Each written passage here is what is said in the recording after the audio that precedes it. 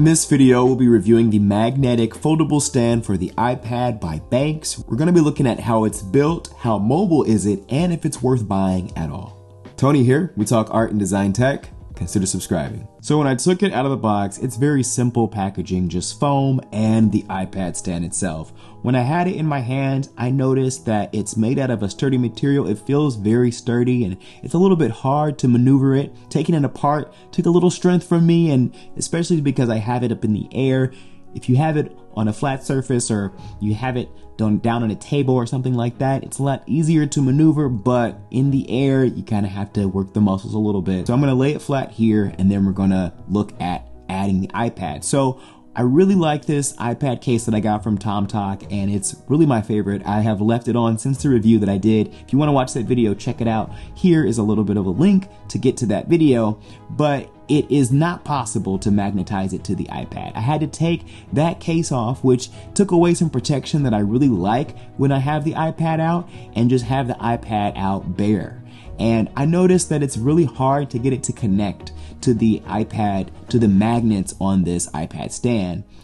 I had to have it like perfectly placed for it to hold it. And you can see when I pull it off, it just comes completely off. I'm trying to get it back on there, and it just takes a little maneuvering to get it to stay on there. But just bear that in mind if you're thinking about grabbing this one for your iPad. When I first got this stand, one of the things that I was really excited about is all the different viewing angles. So you can put it at an angle for sketching, and you can also view your art really well at this angle. There's also a higher up angle that you can use for like display if you're gonna look at your work, or you're just gonna walk away from your work for a while but you don't want your iPad laying flat on a surface. You can keep it standing upright here. Here's another view that you can use for like if you're watching a movie or you're viewing something. And then back to the sketch view, which I tried to draw on. I just wanted to see if it was practical, and I found that it wasn't as sturdy as I would have liked it, especially compared to the TomTalk case that I reviewed recently. It just had a lot more viewing angles, and it had a lot more security because it was actually in a case.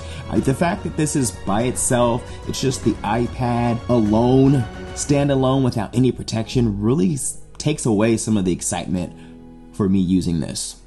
This line here, I wasn't sure exactly where it's supposed to be, if it was supposed to be the bottom or the top, but I noticed I had more success with it if it was lined up with the bottom.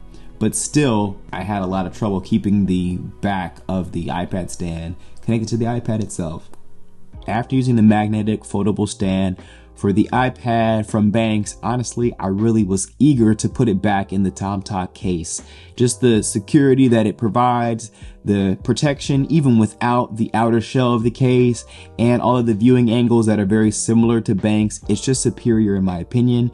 Much easier to use and just more practical for on the go, much protection. In fact, it kind of makes it a little bit awkward trying to use the iPad with it. So I can't really recommend it. I don't even see myself using it again. I think the only real use case that I have for it is for just having my art and viewing it. Like if I have some reference pictures or something like that, maybe have those up to view.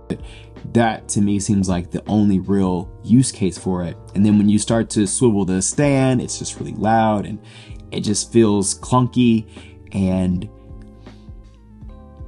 it's great for storage. You can store it very easily. It's very compact. You can break it down and lay it pretty much anywhere, and it's out of sight, out of mind. But when you actually need it to use it, I have a hard time finding a real use case that fits.